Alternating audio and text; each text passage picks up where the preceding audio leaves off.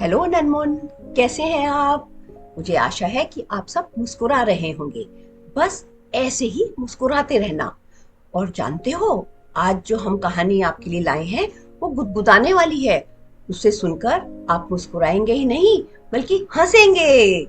हमारी आज की कहानी का शीर्षक है गड़बड़ झाला। और ये कहानी मैंने लिखी है और चिल्ड्रन बुक ट्रस्ट ने इसे पुरस्कृत एवं अपनी पुस्तक गड़बड़ झाला में प्रकाशित किया है। इसके चित्रांकन किया है सुरेंद्र मोहन जी ने। तो अब हम सुनते हैं कहानी गड़बड़ झाला।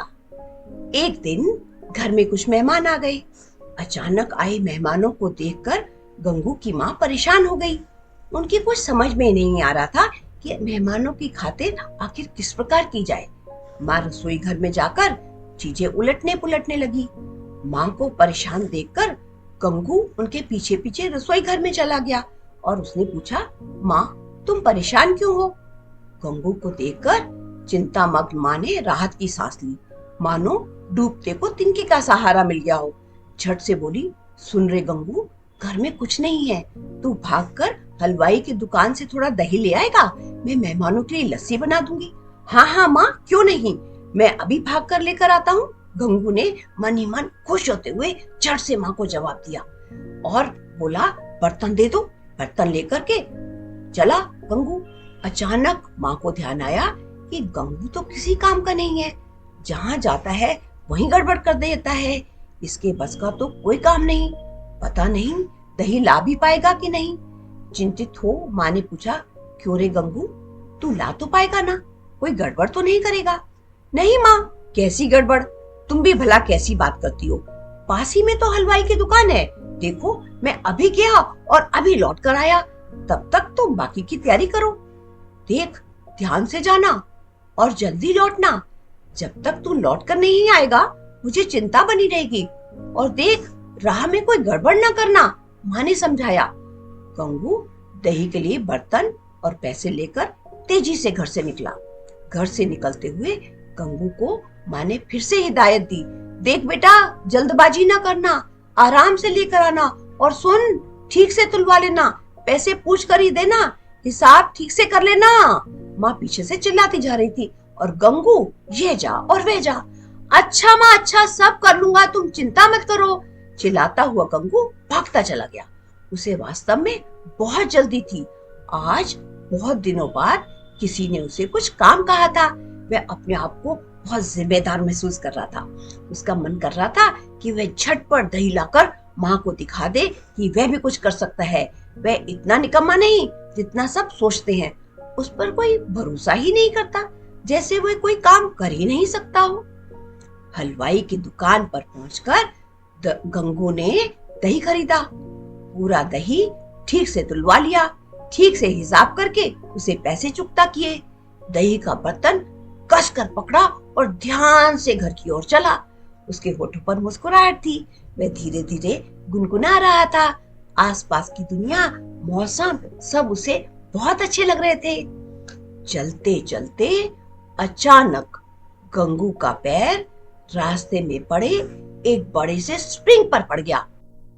गंगू एकदम बहुत ऊंची तक उछल गया। हाथ का बर्तन तो हाथ ही में रह गया, लेकिन उसका दही उछलकर ऊपर पेड़ पर बैठे बंदर के मुंह पर जा पड़ा। अचानक हुए इस हमले से वह घबरा गया। उसका संतुलन बिगड़ गया और हड़बड़ाहट में वह नीचे कूद पड़ा। नीचे रामू की घोड़ा गाड़ी खड़ी थी। रामू उसी समय दूर से सवारी लेकर आया था। घोड़े को खोलकर उसे दाना देने और सुस्ताने के लिए छोड़ने ही वाला था। घोड़ा अभी गाड़ी से पूरी तरह से अलग होने भी ना पाया था कि बंदर गाड़ी पर कूद पड़ा। बंदर के कूदते ही घोड़ा बिदक कर सरपट भागा। रामू घोड़े को रोकने के लिए उसके पीछे आवाजें देता भागने लगा, परंतु घोड़ा कहाँ सुनता, वे तो सरपट भागता ही चला गया। आगे आगे घोड़ा और उसके और एक और अटकी झूलती घिसटती गाड़ी जा रही थी। गाड़ी में घबराया हुआ दही लिपटा बंदर मुंह बैठा, मुंह बाएं चारों ओर देख रहा था। हाथ में हाथ कुतरा फल था।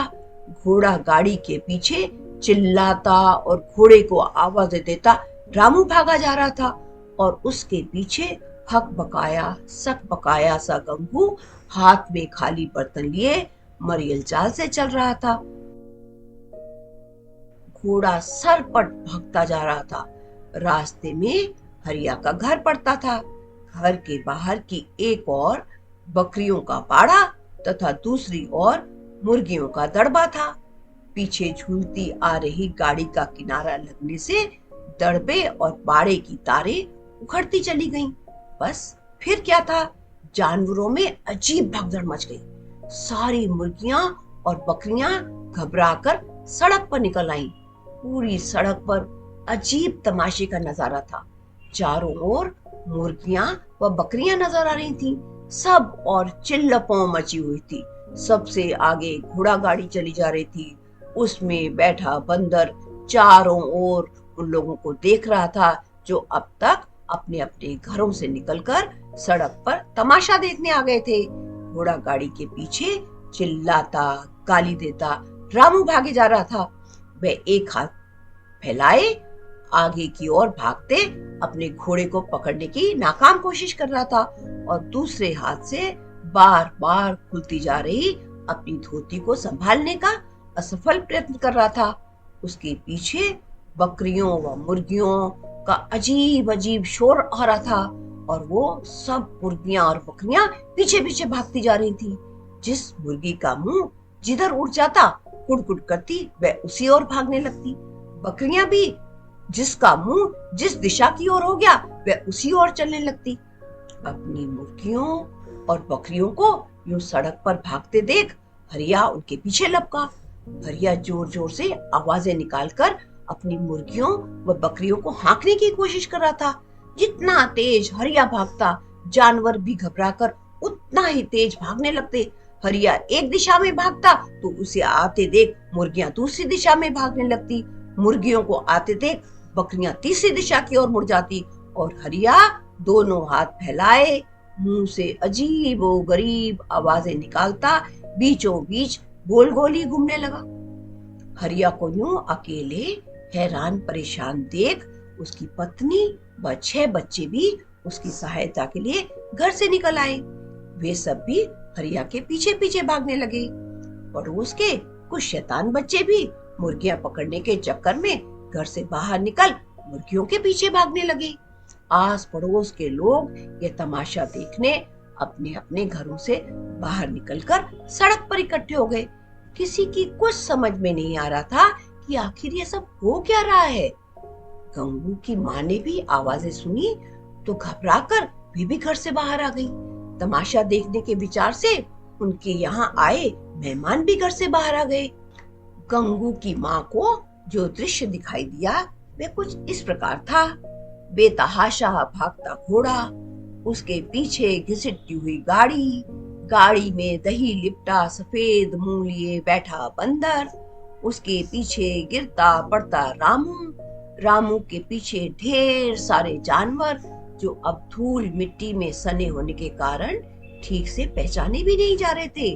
उनके पीछे हरिया, हरिया की बीवी और ढेर सारे बच्चे और तरह तरह की मिली जुली आवाजें। तभी गंगू की माँ की नजर सबसे पीछे मरियल चाल से चले आ रहे गंगू पर पड़ी। माँ ने देखा गंगू हाथ में खाली बर्तन लिए चला आ रहा है। वे सारी बात समझ गई। उन्होंने अपना माथा पकड़ लिया और गंगू के पास पहुंचते ही माँ ने कहा, कर दिया ना गड़बड़ झाला। तो बच्चों, आपको कहानी कैसी लगी आप जरूर बताइएगा और अगली कहानी का इंतजार करिएगा। फिर मिलते हैं। Bye bye.